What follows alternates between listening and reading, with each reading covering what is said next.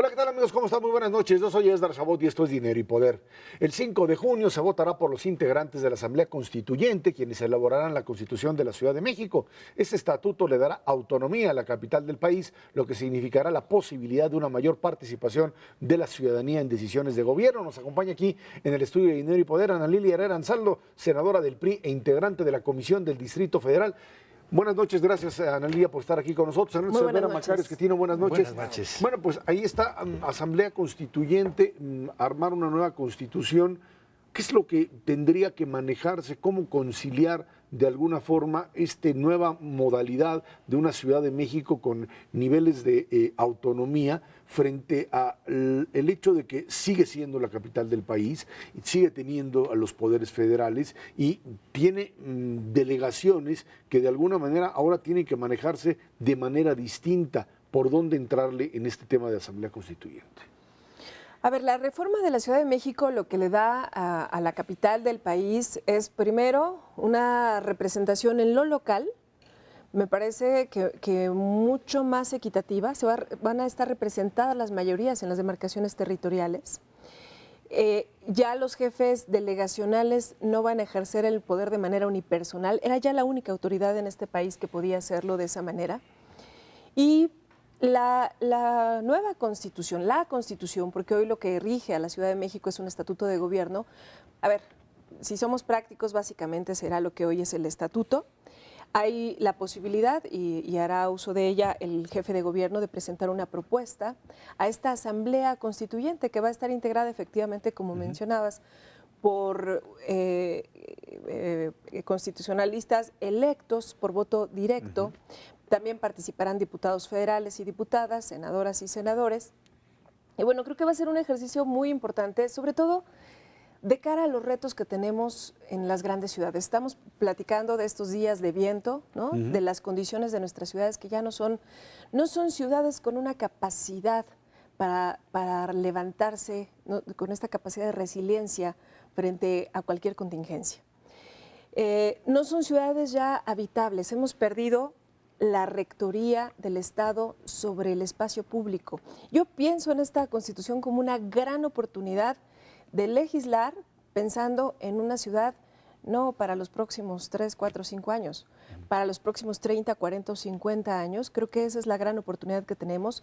Es la zona metropolitana más poblada del país y por primera vez, pleno siglo XXI, pero por primera vez el Congreso de la Unión tendremos posibilidades de legislar en materia metropolitana. No se corre el riesgo de convertirla en un aparato todavía más enredado en términos de la relación entre delegaciones, entre la relación con el Estado de México y los otros estados circundantes. Es el gran riesgo de pues muchos intereses que estarán ahí representados y donde podría darse el caso de hacer todavía más complicada la gobernabilidad de la ciudad. A ver, creo que ese es parte del reto y bueno, los capitalinos tendrán que pensar muy bien a quién eligen en términos de los intereses que se van a representar. Yo creo que el único interés que tendríamos que ver representado, yo no diría ni siquiera el de los capitalinos, el de todos los mexicanos. Esta es la capital del país, esta es sede de los poderes de la Unión, pero es una de las ciudades más complejas del país. A ver, voltemos a ver la realidad, ¿ha sido más complicado? Yo creo que al contrario, tendremos que buscar alternativas de solución porque los gobiernos locales caminan hacia un lado, las entidades federativas hacia otro, la federación hacia otro. Creo que es momento, y lo tenemos ya regulado en la modificación al 122, de que en temas tan concretos, tan urgentes y tan cotidianos como el agua, el drenaje, el transporte, el cuidado del medio ambiente, la recolección de residuos sólidos, que es todo un tema, los mexiquenses lo sufrimos mucho, toda la basura del DF, del extinto DF, hoy Ciudad de México nos llega. A ver, hay que buscar como si las fronteras políticas se han convertido lamentablemente en pretextos para no darle soluciones a la gente. Si ustedes se fijan, muchas de estas colindancias entre demarcaciones territoriales, entre entidades federativas, pues son siempre tierra de nadie. Yo creo que va siendo hora de ponerle facultades, responsabilidades a los diferentes órdenes de gobierno. Un asunto muy específico y de preocupación para la ciudadanía, evidentemente, es la seguridad. Y ahí la coordinación en un contexto de esta naturaleza, pues yo creo que sería el primer clamor generalizado precisamente de los habitantes de la Ciudad de México.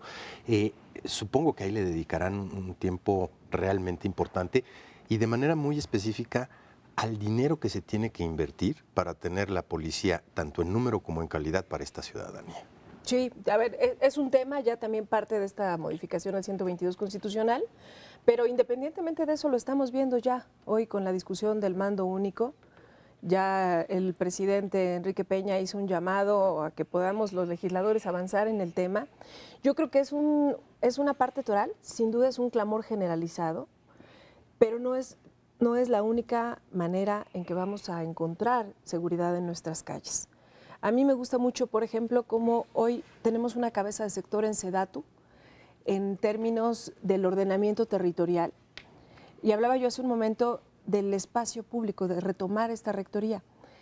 Vamos dando autorizaciones en función, perdón que lo diga, o de la necesidad, que es extrema, 3 de cada 4 hectáreas en este país se han poblado de manera irregular, o del negocio. Y eso es mucho más delicado. Por eso hablaba de qué cuidado especial habrá que poner en quienes van a representar estos intereses en la Asamblea Constituyente. Entonces, la recuperación de espacios públicos, la iluminación, los servicios básicos como la iluminación de las calles, las banquetas adecuadas. Hace unos días veía un Twitter donde alguien decía que un ayuntamiento iba a dar un seguro contra baches. Y esta persona se preguntaba, bueno, ¿y nos van a dar seguros también por cruces peligrosos, cruces peatonales peligrosos, por banquetas incompletas, rotas, etcétera, ¿no? Van a quebrar todas las compañías de seguro. No, bueno, tenemos que pensar, yo creo que en seguridad, pero en un espectro mucho más amplio. Y por fortuna tenemos esta oportunidad con el 122. La mala es que solamente vamos a poder legislar en eso. Yo lo que espero es que sea un parteaguas para legislar en todas las zonas metropolitanas del país. Yo sigo sin entender para qué sirve una constitución en el Distrito Federal. Es decir, todo lo que se ha platicado hasta ahorita se podría hacer sin constitución, no la necesitamos. Vamos a alterar el funcionamiento de la única entidad que tiene razonablemente un buen control de su policía y razonablemente una buena recaudación, la única. Las otras 31 entidades son un problema mayúsculo en ambas cosas y pues vamos a alterar la que sí funciona. De hecho, la misma idea del federalismo en México no parece ser muy brillante. Las únicas 2 ocasiones en que hemos sido federales fue en 1846 y perdimos la guerra con Estados Unidos por eso. Y la otra es ahora, que los gobernadores deciden de forma unipersonal, aun cuando, según la ley, no debería ser así. Ellos controlan su Congreso. Lo único que pasa es que nos cuesta más porque hay que comprar a los diputados locales. ¿Qué ganamos? ¿Qué ganamos? Una representación en las demarcaciones territoriales. Yo coincido contigo, Macario. Podría haberse hecho en el estatuto. Es un ejercicio por el que dio una gran batalla la Ciudad de México, los diputados, los senadores de la capital del país. Yo lo vería, ya está, yo lo vería como una oportunidad. Y si tú me preguntas, ¿qué es de lo que más se avanzó? En la posibilidad de legislar en materia metropolitana. Creo que ahí ya no podemos estar a vaivenes políticos, a que hoy sí se caen bien y se ponen de acuerdo. Necesitamos soluciones concretas para estos temas que literalmente nos llueve una gotita más y estamos inundados. Nos ahogamos ya y decía usted que nada más se va a poder legislar en materia metropolitana en este momento aquí. Solo pero regula esta zona metropolitana. Torreón, Gómez Palacio, Lerdo. Sí, ahí, porque son incluso 2 estados también como acá y hay otros casos. Eso, decía Eso usted, es urgente. ¿Y se va a avanzar en esa dirección? Estamos avanzando, bueno, ese es otro tema distinto, distinto pero concurrente. A ver, estamos trabajando para modificar la Ley General de Asentamientos Humanos. Hace 20 años que no se toca esta norma, que es muy importante. Y estamos trabajando, debiera ser una reforma constitucional. Vamos a esperar, porque los tiempos legales para la reforma de la Ciudad de México nos marcan que primero deberá haber constitución y enseguida entra el Congreso de la Unión para legislar en materia metropolitana. Yo soy muy optimista y por lo menos personalmente sí estaré dando esa batalla. Soy mexiquense, en mi estado están 2 de las 5 zonas metropolitanas más pobladas y yo no me imagino que se pueda regular esta y no el Valle de Toluca, por ejemplo, o Gómez Palacio, ¿no? O tantas, tenemos 59 zonas metropolitanas en el país. Creo que tendrá que ser el punto de inicio lo importante es que ya está. Era un tema que no nos habíamos atrevido a tocar históricamente en el país. Hoy tenemos esa oportunidad y yo vería la Constitución como una oportunidad para replantearnos, sobre todo, en qué ciudades queremos vivir en este país. Ana Lilia, qué bueno que tocas ese tema, porque al margen de esta parte constitucional y legal, en México con lo que estamos reñidos es con la planeación de largo plazo. Por alguna extraña razón no hemos sido capaces de ver más allá de los 6 años. Tú planteaste perfectamente bien que queremos ver una ciudad no para los próximos 3 años, sino para los siguientes 50 años. Y pues hablando de zonas metropolitanas, las únicas dos que miran a 50 años son Mérida y Aguascalientes. Y han generado los espacios para que se ubiquen las empresas y se ubiquen las viviendas. Dado el hacinamiento que ya hemos consolidado en el resto de las zonas metropolitanas, esta parte de planeación se vuelve una verdadera necesidad. No está dentro del sector público, bueno, apenas tenemos SEDATU en esta primera fase, pero queremos ver pues, una instancia de parte del gobierno o de parte de las universidades o de parte del sector privado. No hay nadie en México que se ocupe de esa visión de largo plazo de las ciudades al margen del marco legal. A ver, no puedo platicar tanto porque estamos trabajando, estamos en el proceso de redacción, pero sí estamos planteando una instancia que esté donde haya una buena representación, no solo de los ámbitos de gobierno, no solamente de las propias instituciones gubernamentales, sino también de la sociedad civil, justamente para garantizar esta planeación. Se han hecho ejercicios interesantes en México, pero lamentablemente son fallidos. Pongo un caso rapidito. La zona metropolitana de Guadalajara. Tardaron mucho tiempo y tienen una legislación muy interesante para tener un instituto de planeación metropolitana. Un Instituto Metropolitano de Planeación. Bueno, lo tienen, se pusieron de acuerdo. El trienio pasado, los alcaldes, yo me senté con varios y me platicaban cómo estaban cada uno poniendo recursos para que se pudieran hacer proyectos regionales de largo plazo. Y resulta que nos llega la alternancia en esta última elección y se cambia a un hombre. La planeación. Pues mira, por lo pronto, no, yo espero que no, pero por lo pronto se cambia a un hombre que tiene un perfil estrictamente académico, que arrastró el lápiz desde antes de ser el titular del instituto y la continuidad nos falla mucho.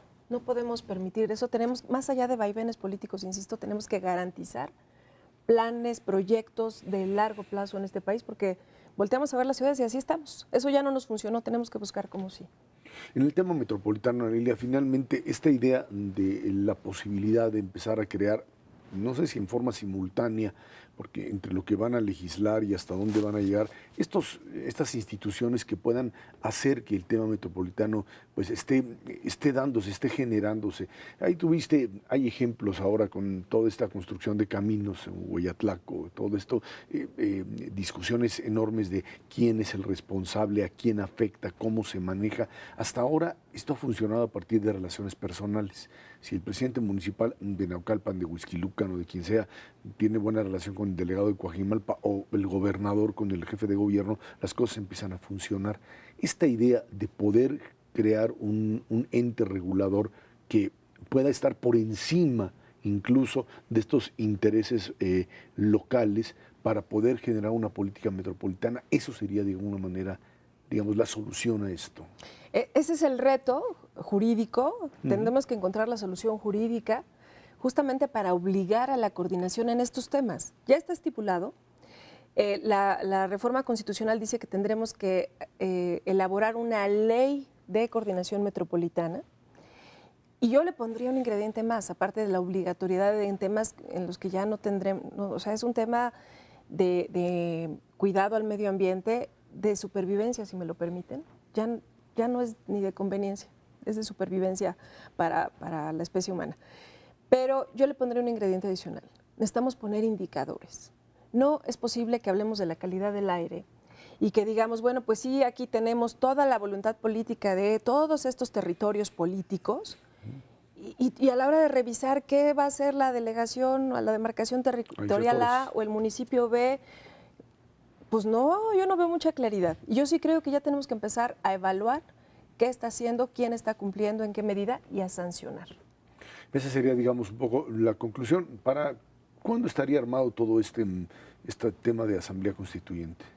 Bueno, pues el plazo es que para este año, bueno, la elección y para finales de este año ya puedan empezar los trabajos. Y en el tema de la Ley General de Asentamientos Humanos, estamos muy avanzados. Estamos trabajando a marchas forzadas. Ojalá pudiera ser en este periodo ordinario de sesiones que culmina en abril. Y si no, yo espero que a más tardar en septiembre que inicie el siguiente. Bueno, pues esperemos que así suceda. La senadora, muchísimas gracias por estar aquí. Muchas gracias. Vámonos a una pausa. Esto es Dinero y Poder.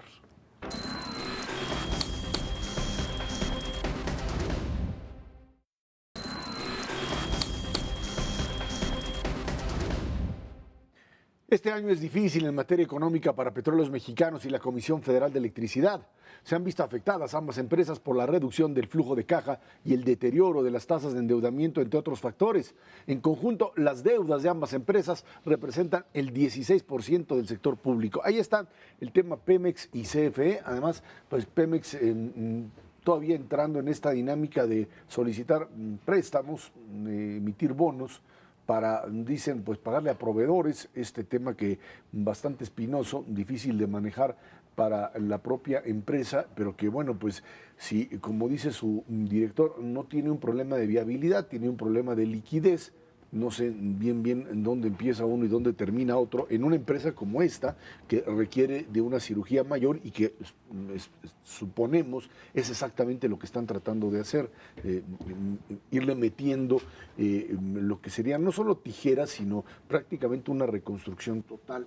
Y a partir de ello tratar de encontrarle una salida a lo que deberá ser dentro de poco tiempo una empresa pública con características totalmente distintas. Y en el caso de la Comisión Federal de Electricidad, pues igual, algo que además ahí funciona ya en una dinámica totalmente distinta, cuando ya tenemos prácticamente un sector eléctrico privado que está de alguna forma pues haciendo las veces de una serie de empresas, sino de competencia, todavía sí de complementariedad con la propia CFE, Macri. Sí, son creo dos problemas diferentes, tienen algunas cosas en común, pero son dos temas totalmente distintos. Mientras para Petróleos Mexicanos el bajo precio del petróleo y el gas es un problema, para la Comisión es una maravilla, porque eso significa que uno de sus insumos más importantes baja de precio, y por eso se vio esto reflejado en menores precios de electricidad para la mayor parte de la población durante el último año. Al reducir el precio a los clientes,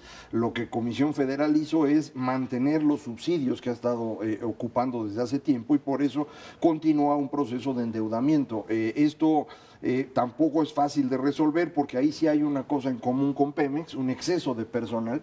Petróleos Mexicanos tiene 150,000 trabajadores activos y 100,000 jubilados.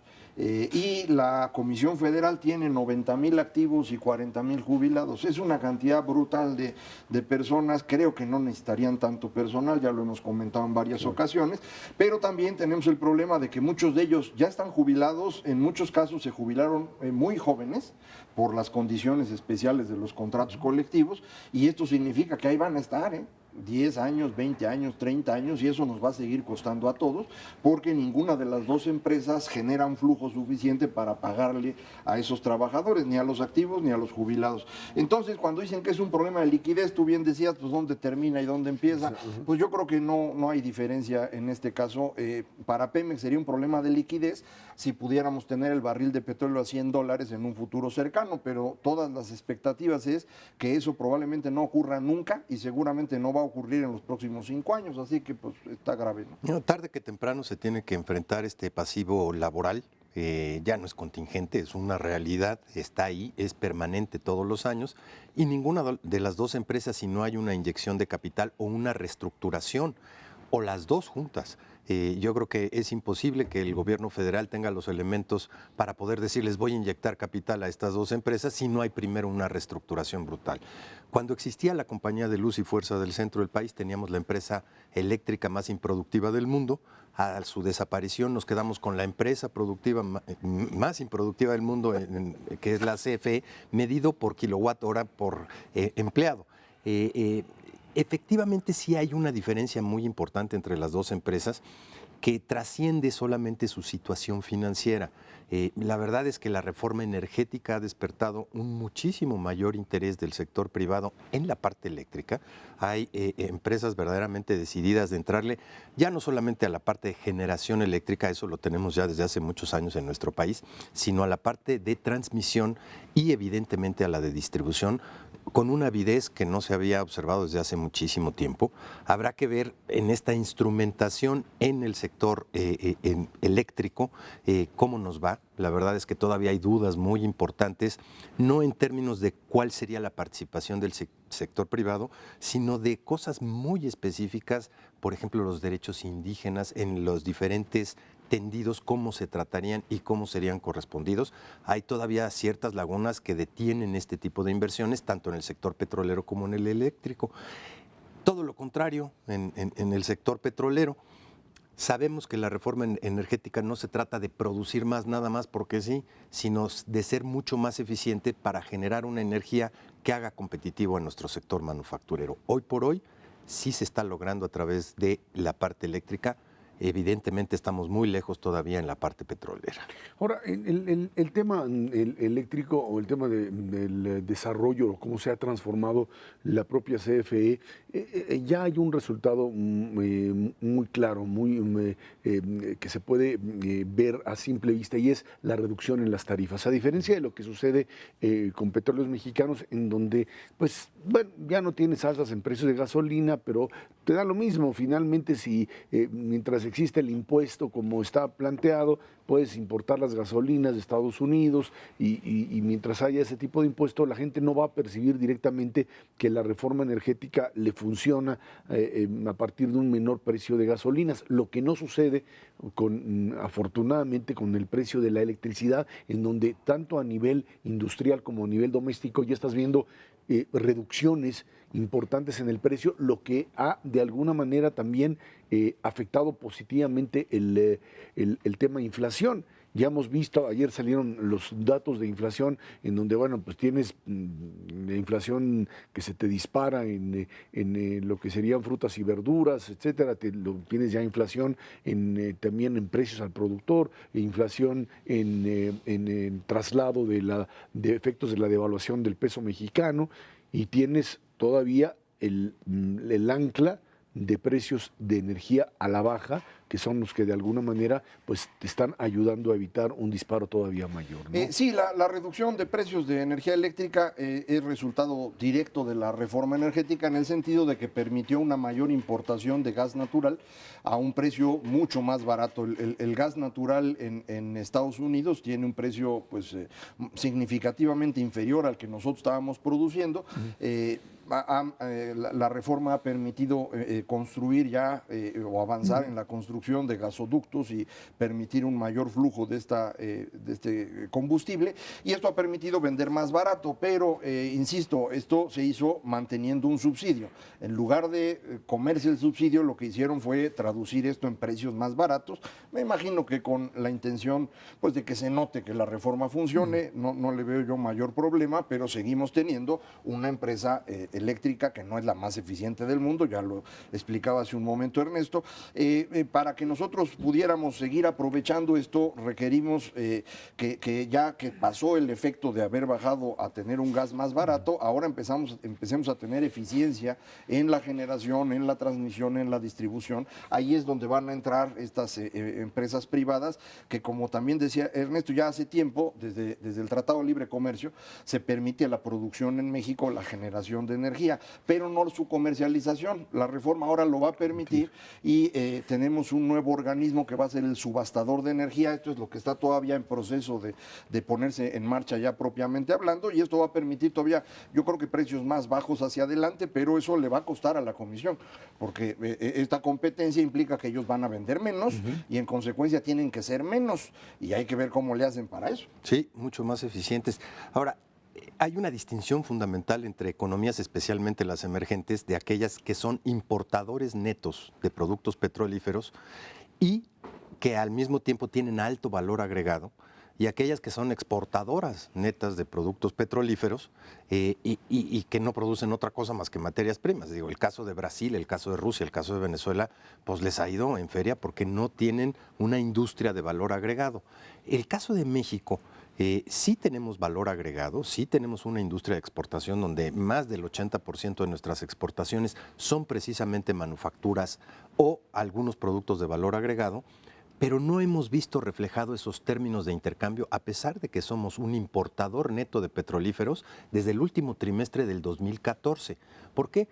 Precisamente porque no se ven reflejados en esos términos de intercambio menores precios de los energéticos, especialmente de combustibles. En el momento en que efectivamente dejemos que los precios de las gasolinas o del gas o de muchas materias primas directamente se reflejen en el precio de adquisición de estas empresas manufactureras de valor agregado, entonces sí tendremos el mejor de los mundos posibles para la competitividad de los productores mexicanos. Solo parcialmente hemos visto en materia de la electricidad, pero no hemos visto la gama completa de baja de los precios de los energéticos a nivel mundial reflejado en esta competitividad. Creo que aquí vale la pena una acotación a lo que acaba de decir Ernesto en términos de la industria de valor agregado. México tiene una industria manufacturera importante, pero no tenemos una industria de valor agregado directamente en el petróleo. Y esa es precisamente la razón por la cual cuesta tanto trabajo traducir esta reducción del precio internacional del crudo en mejores condiciones energéticas y en general asociadas con petrolíferos y petroquímicos. Y esto tiene que ver con la destrucción de la industria química en México en los años 80, producto de este Pemex inmenso que se fue tragando todo, no ayudaba a la generación de más empresas, al contrario, les fue complicando la vida y finalmente los destruyó. Pero ahí tenemos en un estudio que también Ernesto cita con mucha frecuencia, el Atlas de la Complejidad Económica que hicieron la Universidad de Harvard y el MIT, en donde encuentran que uno de los espacios donde México puede tener un mayor crecimiento a futuro es precisamente la industria química, porque tenemos experiencia, tenemos algunos recursos para ello y tenemos la posibilidad de conectar con otras empresas que pueden ser útiles en la cadena productiva. Entonces ahí habría un gran espacio. Necesitamos que además de que Pemex lo vayan reestructurando, la iniciativa privada empiece a avanzar más rápido en el asunto químico y que aproveche la oportunidad pues para que le demos a esa industria un espacio que hoy no tiene. Por lo menos el marco legal ya existe para que se dé. Sí. Bueno, esperemos que funcione y a partir de ello tengamos una industria, digamos, energética mucho más racional de la que tenemos hasta ahora. Vámonos a una pausa, de regreso platicamos candidatos independientes, otra vez la discusión si son verdaderamente la alternativa a los partidos políticos. Esto es Dinero y Poder.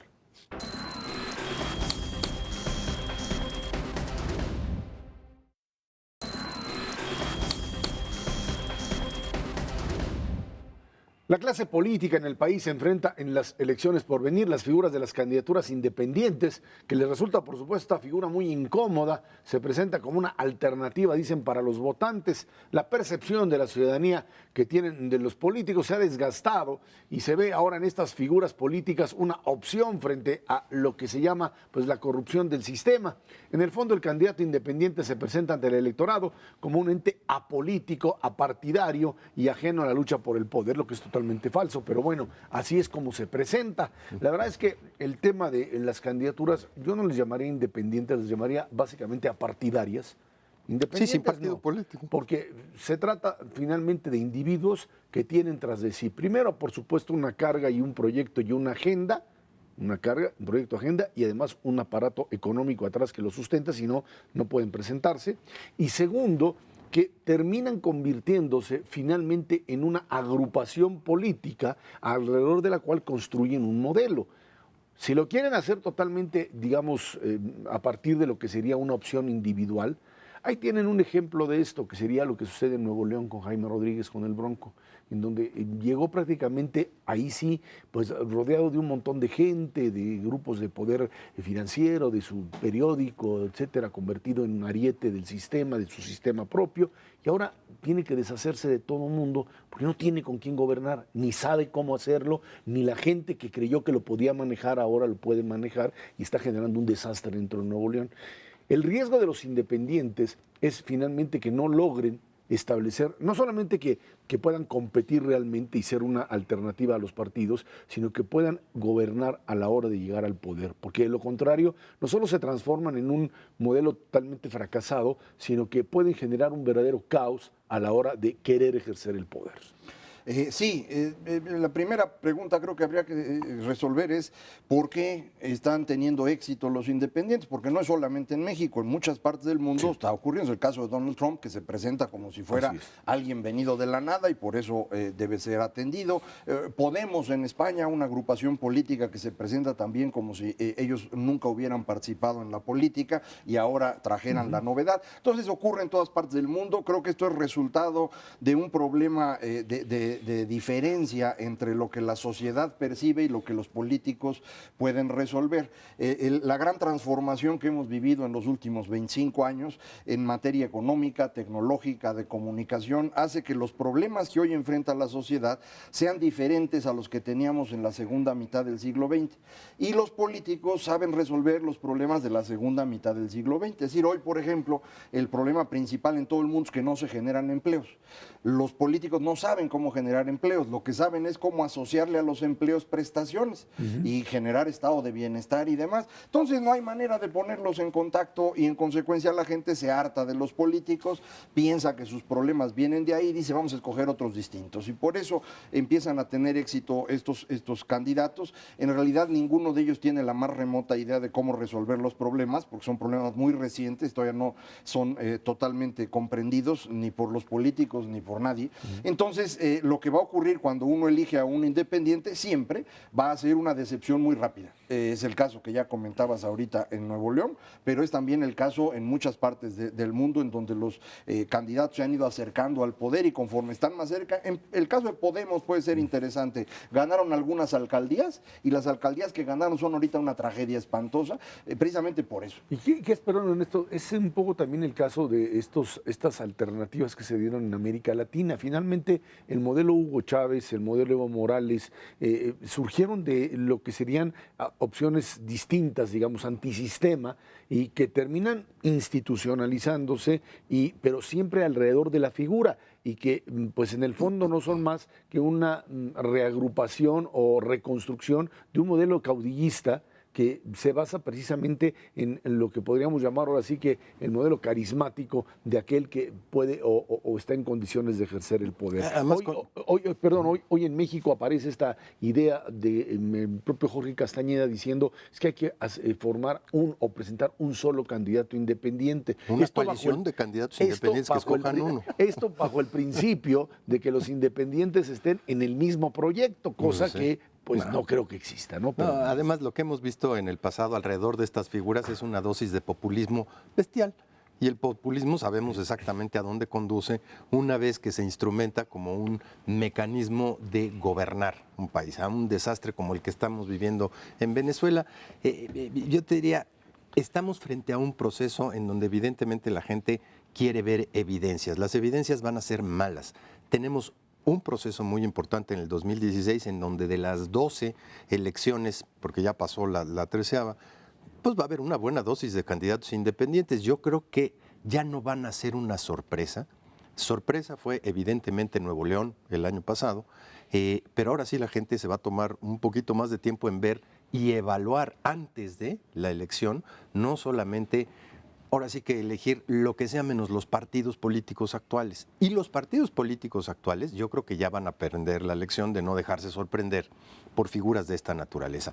No están descartadas del todo. Yo creo que el papel de un candidato independiente en las elecciones del 2018 puede ser realmente importante en este país, siempre y cuando se conjunten esos factores. O sea, no basta con ser una oposición a todos los partidos políticos actuales. Sí se requiere una dosis muy importante, revelada para la población que los va a elegir, en términos de tu experiencia como gobernante y en términos del equipo que estás conformando. Hoy por hoy, ese ha sido precisamente la gran decepción en el caso de Nuevo León. Yo insistiría en el tema de que el surgimiento de estas opciones independientes parten también de un desencanto por una clase política que Pues la ves en escándalos, la ves en corrupción, en partidos políticos que se fragmentan, que se acaban entre sí, en la no resolución de problemas, en promesas una y otra vez. Y de repente te aparece alguien que te dice, yo no soy todo eso,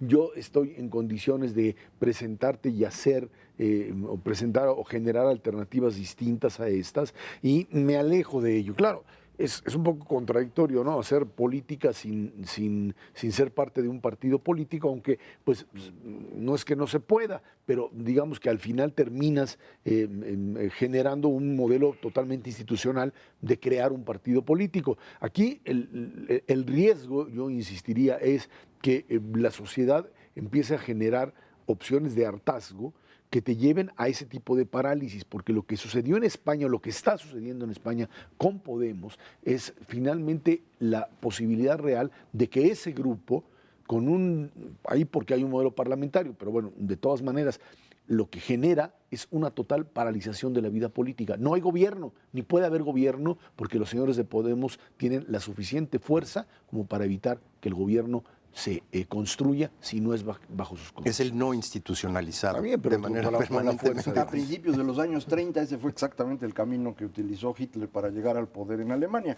Su partido era muy pequeño, no tenía la capacidad de ganar la mayoría, pero era suficiente para echar abajo los gobiernos y llamar a nuevas elecciones continuamente. Y entonces lo que hacía el líder carismático, que era el señor Hitler, era lo que están haciendo hoy estos políticos independientes en muchas partes del mundo. Cuando hay una situación de gran incertidumbre, la gente tiene mucho miedo, eso es lo que tiene, está harta de los partidos políticos, pero sobre todo tiene miedo de lo que está viendo, no entiende qué está pasando, y en esos momentos, cuando alguien le habla directamente a sus creencias, están dispuestos a votar por él. Por eso el señor Trump está teniendo éxito en Estados Unidos, le habla directamente a las creencias de un gran grupo de estadounidenses que tiene mucho miedo porque han visto cómo sus empleos desaparecen, y entonces creen que el problema está ahí, y por eso Trump lo que les dice es, sí, México, Japón y China son el problema y yo lo voy a resolver. Y la gente le cree, porque pues, está hablándole a sus creencias. Aquí en México el que le habla a las creencias más frecuentemente es Andrés Manuel, pero lo hizo Evo Morales, todo el mundo lo hace, es el populismo tradicional. Si este líder populista a través de estas creencias llega al poder y rompe las reglas, tienes el caso típico del caudillismo que hablabas de América Latina. Si no logra romper las reglas, tiene que mantenerse dentro de un esquema. Entonces la solución que acaba ocurriendo es lo que se llama el capitalismo de compadrazgo, es decir, una solución de negociación entre grupos. Eso creo que sería, por ejemplo, el resultado en Estados Unidos si ganara Trump, un personaje bastante extraño, pero podría llevar a este acuerdo con grandes grupos para obtener recursos y saquear al gobierno. Creo que es lo que va a hacer. Y generar un modelo recesivo, además, es una recesión brutal. No va a funcionar. Y aquí en México tenemos el riesgo de que no sabemos exactamente estos candidatos independientes cuáles de ellos tratarían de convertirse en caudillos y cuáles simplemente utilizarían el capitalismo de compadrazgo para enriquecerse. Todos ellos hablan de que no son corruptos, pues a lo mejor porque no han tenido la oportunidad, pero uno no lo sabe. Sí, ¿no? Lo que yo no veo son estos indicadores clave de los partidos políticos actuales, ni en México ni en el mundo, para asumir que sí efectivamente hay una crisis de los partidos políticos y cómo se van a reconformar. Yo no veo que el PSOE en España se esté reconfigurando, que los demócratas o los republicanos en Estados Unidos estén tomando acciones para hacer mejores partidos, y evidentemente en México no estamos viendo una recomposición Es que de las los dinámicas partidarias Al o las revés. burocracias partidarias no son precisamente lo más flexibles No son para ágiles, transformar. Pero entonces esta crisis te va a llevar a Así un es, resquebrajamiento te lleva a un entero. problema. Pues a un en problema eso serio. estamos. O llevar a modelos, yo te diría como el griego, por ejemplo, en donde Al desastre total. No, en donde fue muy sencillo. En lo que finalmente plantearon los conservadores que perdieron la elección, fue lo que terminaron haciendo exactamente, a un costo todavía mayor, la alternativa. O sea, hoy lo que la izquierda radical griega está haciendo Es lo que proponían los conservadores. es exactamente lo que hicieron los conservadores, nada más que ahora lo hice yo. Y bueno, pues me gustó. No sé cuánto le va a costar después, pero ese es un poco el... Bueno, ahí digamos que les fue bien en el sentido de que pues finalmente pudieron salir de la crisis y no terminaron hundidos en un modelo de cacicazgo que te hubiese destruido, digamos, la propia economía, que era lo que parecía iba a suceder, ¿no? Pero sí hay esta fractura de los partidos aquí en México. Por ejemplo, el PRD ya es un partido apartidista. O sea, ya no saben qué hacer ahí. En el PAN tienen la gran amenaza de Margarita, que se puede hacer independiente.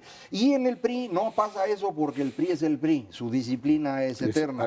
Pero el problema lo tienen. Lo que no saben es traducirlo en algo que puedan resolver. Vámonos a una pausa. De regreso platicamos con usted datos de la economía mexicana. Por un lado, pues un consumo verdaderamente desaforado, dicen algunos, y por otro lado, consumidores temerosos. Esto es Dinero y Poder.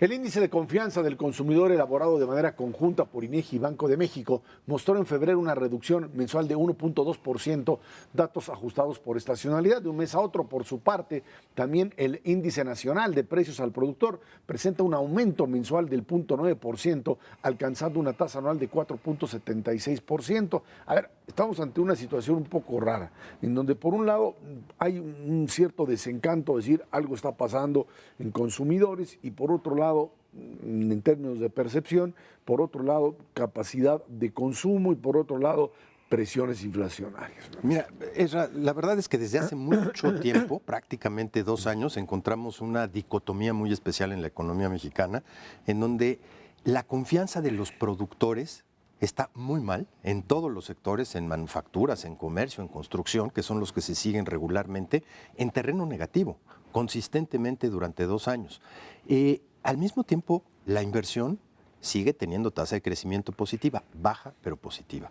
Hay un solo componente de la confianza empresarial que a mí es el que me gusta leer porque es el que más se apega a la realidad, que es el índice de pedidos manufactureros. El índice de pedidos manufactureros desde hace 5 años, desde la crisis de 2008-2009, está en terreno positivo y te muestra precisamente eso, un crecimiento de las manufacturas mexicanas, no gigante, pero te anticipa lo que está pasando, es un crecimiento de 2,5%.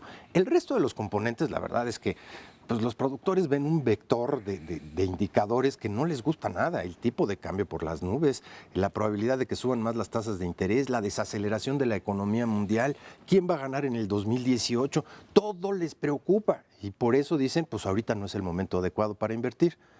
Pero eso sí ves las cifras de inversión real, y sí se está expandiendo la inversión privada en este país. O sea, que ese otro dato, como quien dice, no sirve. Sucede un poquito lo mismo en el consumidor. El consumidor tiene 5 diferentes indicadores. Cómo ve el país hoy, cómo lo ve dentro de un año, cómo ve su familia hoy, cómo la ve dentro de un año.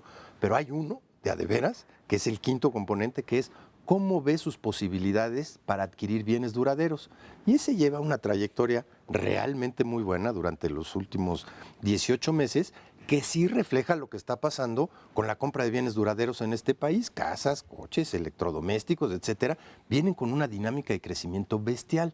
A mí ese es el indicador que me gusta dentro de los consumidores, posibilidades de adquirir bienes duraderos y el índice de pedidos manufactureros que te anticipan con un grado de mucho mayor certidumbre qué es lo que está pasando en la realidad. ¿Qué estaría pasando? O sea, alguien decía, bueno, pues sí, se dio este aumento en términos del consumo el año pasado, fin de año, esto no va a alcanzar en términos de gas, de capacidad de consumo para inicios de este año, y se sigue manifestando. ¿Por dónde o dónde está ese dinero? ¿Qué es lo que está pasando? Yo creo que lo que dice ahorita Ernesto es exactamente la explicación.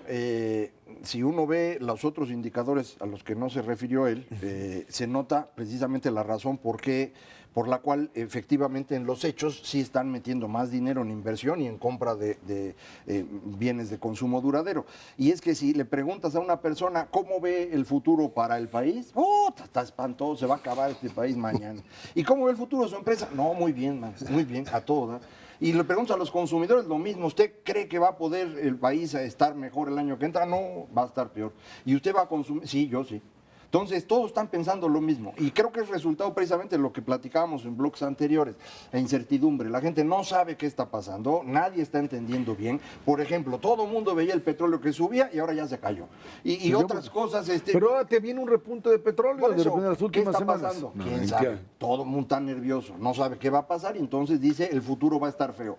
Pero consumes. Pero yo hoy estoy mejor. Y yo hoy y en el futuro voy a estar mejor. En consecuencia, yo consumo más. Y yo como como empresario, aunque veo que el país está mal, mi empresa está bien y va a estar mejor en 12 meses y por lo tanto invierto. En consecuencia, lo que estamos viendo es esta separación entre cómo interpretamos lo que nos ocurre a nosotros y cómo interpretamos lo que está pasando en un contexto más amplio. Y ese contexto amplio no lo estamos entendiendo, estamos llenos de preocupación y esa es la razón por la cual no solamente ves estos números, sino la gente está dispuesta a votar por gente bien extraña. Ahora ve, ¿qué está atrás del consumo? ¿Por qué la gente dice sí puedo adquirir estos bienes duraderos? ¿El empleo va bien? Sí, va extraordinariamente bien. Desde el año pasado está creciendo a tasas arribita del 4%. Bajó un poquitito en diciembre y en enero, pero en febrero otra vez estamos con tasas arriba del 4%. Fue el febrero en el que más empleo formal se generó. Si ves la parte informal, también está creciendo al 4% el empleo. Y el año pasado se generaron 1.8 millones de nuevas plazas en este país. La mitad, bueno, una tercera parte formales y 2/3 partes en el sector informal. Está habiendo empleo. Salario crece. El salario creció el año pasado. Ahora vamos a ver qué tanto se manifiesta. Muy probablemente no tengamos un impacto. Las remesas siguen, bueno, con una dinámica de crecimiento. Por eso se enoja Trump.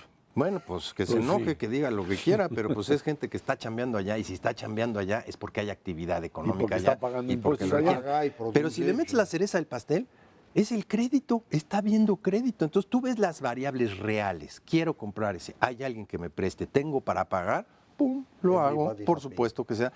Y enero y febrero son sorprendentemente buenos en términos de ventas. Para la ANTAD, para la mía, para coches, para todos las Lo que no departamentales. tenías anteriormente, enero y febrero no eran meses buenos en términos de Sigue ventas. creciendo a tasas realmente muy importantes. Y velo por el lado de los productores. ¿Están teniendo malas ventas? No. Los que producen para el mercado nacional están vendiendo bien. Los que producen para el mercado extranjero, si es para producto final, electrodomésticos y coches, están vendiendo bien.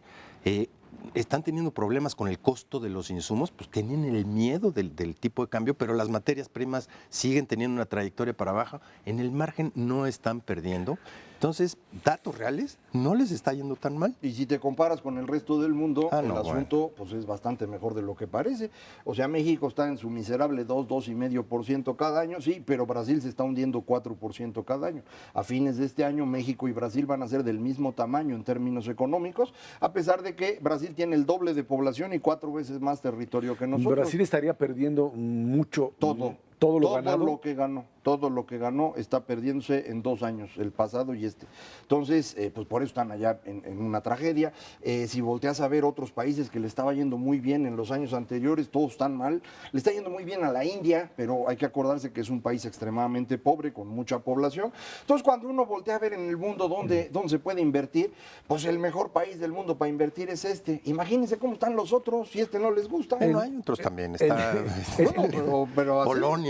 Polonia, pero es un país ya viejo. Turquía era el que iba a competir y Turquía es una tragedia ahorita. Entonces, ahora, el tema de inflación que ya habíamos un poco planteado en el otro bloque, tienes ya impactos, digamos que en el tema fruta, verdura, eso es algo que no... Es estacional. Es estacional. Veamos la subyacente. Ahí se lo puede hacer. Pero tienes ya presiones en productor y tienes ya presiones derivadas de un tipo de cambio que ahora parecería ser que ya el flujo de capitales o de la entrada de dólares comienza a estabilizarse frente a los faltantes y que podría quedar a estos niveles. ¿Hasta dónde estos niveles de inflación te pueden derivar, digamos, ya en una presión adicional que te la lleve arriba de 3, cercana a 4%? Mira, yo creo que es muy factible que en los próximos meses veamos una inflación al consumidor que rebase el 3% y que se acerca a 4%. A final de cuentas, esta parte del tipo de cambio, pues lo hemos visto desde que se aumentaron las tasas de interés en México y empezó otra vez un flujo importante de divisas hacia el país, ha empezado a ceder el tipo de cambio y eso te va a regular las cosas. La apuesta del Banco de México es que inclusive, dicho por ellos, puede rebasar el 4% en algún momento, pero que vamos a estar dentro del margen, el famosísimo 3 más menos 1% hacia el final del año. Tampoco es una inflación que no hayamos visto hace tiempo. Uno se malacostumbra a inflaciones bajas, pero estamos perfectamente dentro del rango. Yo creo que la duda razonable de fondo no es la estrategia conjunta de tasas de interés con política fiscal, sino la duda razonable si efectivamente la política fiscal va a poder hacer los ajustes en términos de mandar la señal hacia el exterior, de decir, sí somos viables desde el punto de vista de finanzas públicas, no solamente este año, sino 2017, que también va a estar bastante complicado.